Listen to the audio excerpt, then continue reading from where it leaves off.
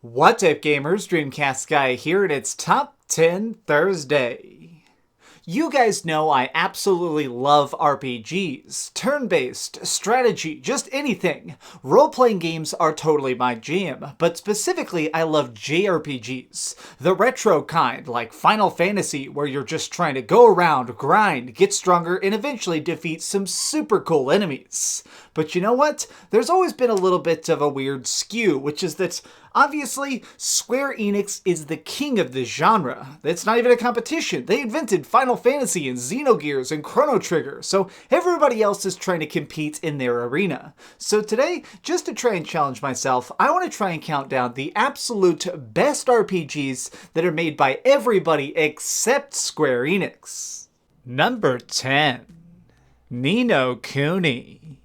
What would really end up happening if someone tried to combine something like the most famous art studio of all time, Studio Ghibli, with something along the lines of Pokemon? An RPG where you can capture monsters and level them up while simultaneously just making yourself an ultimate badass. Well, what you'd get is probably something close to Ni no Kuni. This game is such a treat for the senses. Visually, every single shot is like an epic movie, but the story itself is fantastic. There's a great emotional pull to the motivations of every character, and beyond that, it's just freaking fun. I love being able to explore all these gorgeous areas, get into trouble, and keep getting ever stronger in my journey to try and rescue this really sacred land. Number 9. Radiant Historia. This is one of those games that was so criminally overlooked, especially for just how fantastic it is. Radiant Historia is sort of like a time travel RPG where you're bouncing through different realities trying to find the perfect way to save the future. But what's really cool about it to me is the fact that the combat is so freaking customizable. Basically, every time you're in a fight, you get to push around enemies, trying to just basically get them in the tightest group possible so you can utterly decimate them with giant magic. It makes it so that this is very typical turn-based strategy, but with this very interesting underlayering of constant tactics, where you want to just be the best by outmaneuvering and outthinking each person you face. Number 8. Suikoden II.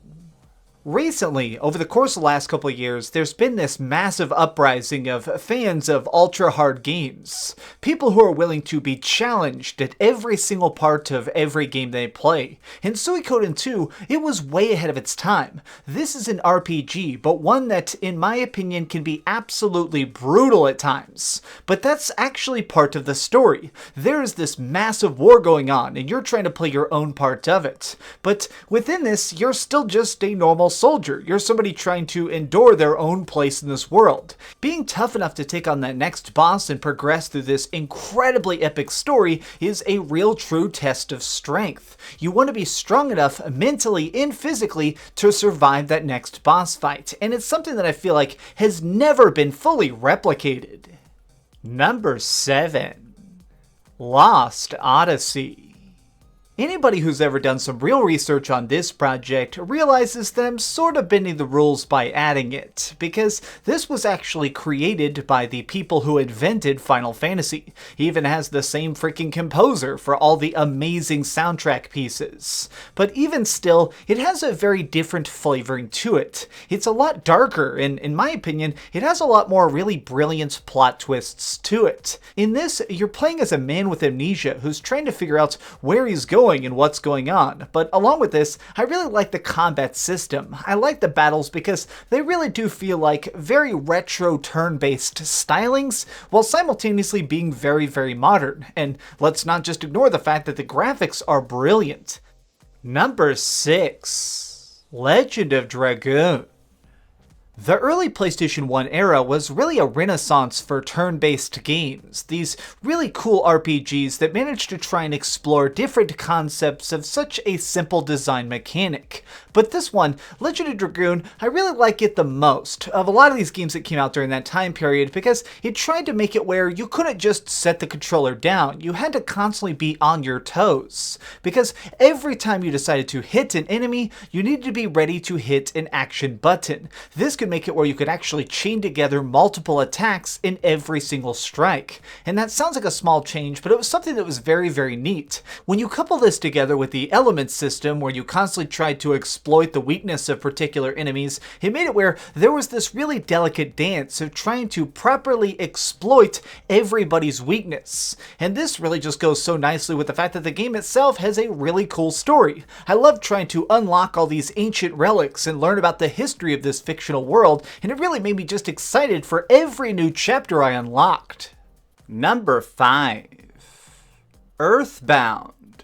No matter what your taste in video games is, you can always find a role-playing game to fit whatever you're into, whether it's something bright and exciting or cool and strategic. But what I always enjoyed most about Earthbound is the fact that it's actually funny. It has good humor, weird moments, and a lot of stuff that makes you just kind of scratch your head and ponder what its true meaning is. This game is fun, but better than that, it's peculiar. It makes you want to question RPGs while you're playing an RPG. It's part of the reason that, unfortunately, this is one of those games that just stays so expensive, which sort of makes me really wish that we'd get it on Virtual Console just so more people had a chance to really appreciate this really weird hidden gem.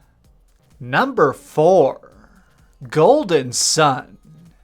I am such a passionate lover of handheld RPGs. There's something so miraculous about being able to take a giant adventure and just put it in your pocket, to take it with you anywhere, and Golden Sun was specifically designed with that in mind. This is a Game Boy Advanced original, and one that has so much freaking charm in it. But by far my favorite part of this already freaking great game is how you use magic. So this is some very standard looking turn-based battles, but as you go around, you occasionally find these little tiny creatures called Jinn, which are basically like little magic fairy type creatures. And depending on how you equip them and who carries them, you can get different magic. Like if you put 5 different Earth Jinn on somebody, maybe they'll get a giant summoning spell that lets them literally crush and cause earthquakes. Or if you give a bunch of water magic to somebody, maybe they'll be able to call down rainstorms and monsoons and sweep away their foes. It sounds like a small thing, but it really makes it where every single fight almost feels like a puzzle instead of just a fight where you're trying to reduce somebody's health to 0. I really like that. It's also cool the fact that every single one of these Jinn is hidden. It makes it where you're constantly feeling like you're rewarded for exploring and trying to unlock every single secret. It's one of those things that I so badly wish we'd get a sequel to, or at least a re-release on Nintendo Switch. Number 3. Persona 5. There are times occasionally where a game comes along that when I read about it, it just doesn't sound that interesting. Not necessarily boring, but just not exactly my cup of tea. And I'll be quite frank, when I first heard about Persona 5, it was a little bit bewildering. The idea of trying to go to high school while simultaneously going out at night to rescue people and go inside their hearts, it sounds like a concept that's a little bit too far out. But somehow, Atlus completely holds it together.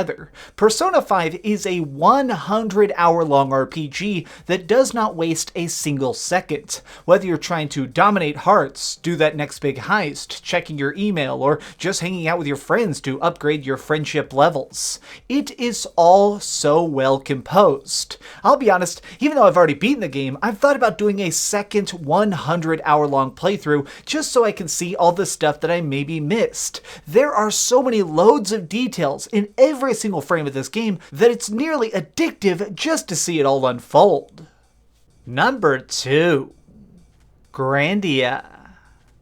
Over the course of my life, I've really flip-flopped back and forth as to whether or not I like Grandia 1 more or Grandia 2, because both of them are such stellar masterpieces. They have really, really cool fighting where you basically get to choose when you're going to attack and you get to try and interrupt the enemy's attack patterns. It makes it where there's this really nice twist to trying to halt your enemy from healing or trying to basically line up your next super in a way that'll be the most devastating to your foes. But beyond that, it's really tough to try and break down the stories of them because each of the Grandia games takes place hundreds of years apart. But that's part of the reason why, over time, I've actually grown to love the original Grandia the most. This game is so entrenched in thick lore. Every part of it is trying to uncover more sections of this grand, ancient history that is so freaking good. Now, after having gone back through it again recently, I think it is ever so slightly better than its sequel. If you've never tried Grandia, I hear that there is an HD remake that's about to be coming out at some point in the next couple months.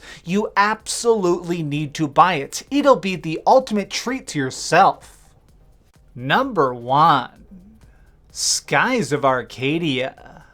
Let's pretend for a second that one day you're standing in a magical kitchen, a place where you're able to actually get all your very favorite video game pieces. Things like the combat of one game, cool airships, and try and mix it together with flavorings from things like Final Fantasy VII, all to create the perfect dish. What you would end up with is very likely going to be Skies of Arcadia.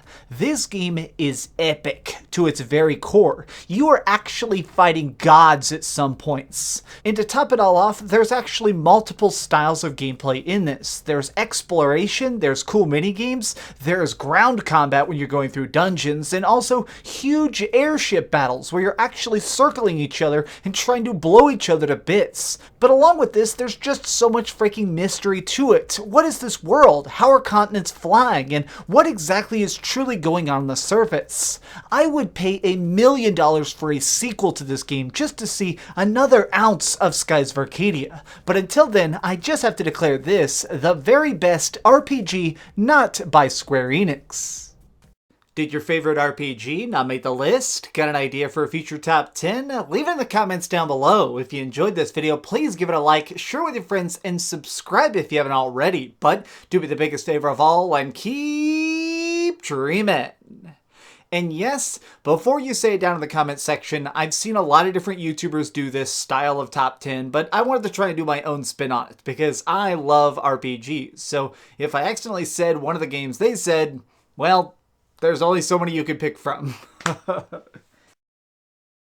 Thanks so much for watching that video. If you want to see something else, you can always click this link to see what I put up last, or, subscribe and see what's coming up next. Also, I promise that whatever I do, it'll try not to suck.